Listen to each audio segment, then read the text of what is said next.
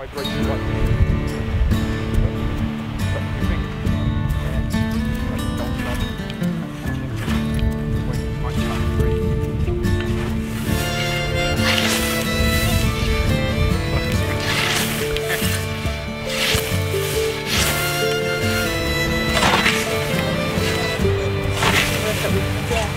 reason we're here today is that the twite, this little moorland bird, feeds only on seed, even when it's feeding its young. Now the twite only breeds in 4 counties in England at the moment, and all the counties are here in the South Pennines. And the twite only eats seed, even when it's feeding its young, which is very unusual. The bird breeds up on the moors and then it flies down to the hay meadows nearby to pick up seed. Dandelion seed in the spring, common sorrel in the summer, and autumn hawkbit in the autumn. It then flies back again to feed its young. But obviously the seed has to be there. So we're encouraging farmers to cut their meadows late, in July or August.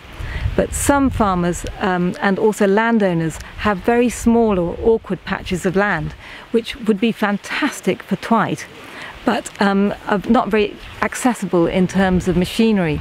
So we're today, this particular event is to show what you can do with a very difficult piece of land with scything. And through scything we will be getting this meadow back into some condition which will help the twite.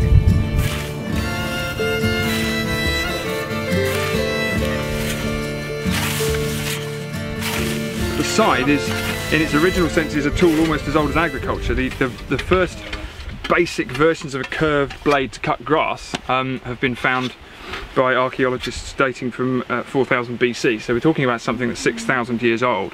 When people come up with the idea of putting a handle on it, that's probably about 4,000 or 5,000 years old.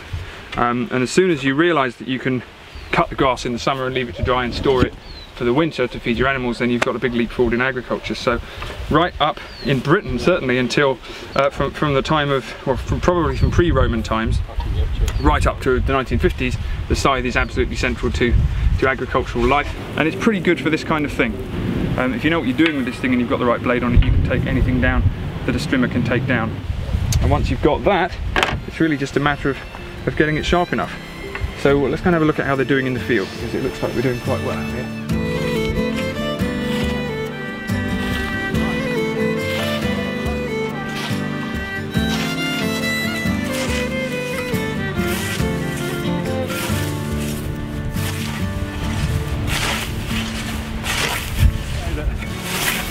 Back in the day, people used to get up before dawn to start mowing the hay and then do a full day's work mowing in the fields. Apparently. These things, once you've learned how to use them and you've got the technique right, and you know how to set them up, you've got the blade sharp, they're extremely easy to use actually, on pretty much anything. I've given lessons to people who work for the National Trust, who work for the RSPB. I've given lessons to greenkeepers on golf courses. I've given lessons to people who have their own small holdings, people who manage woodlands. Local councils are starting to take an interest. Very, very much cheaper to keep and maintain a scythe than a brush cutter.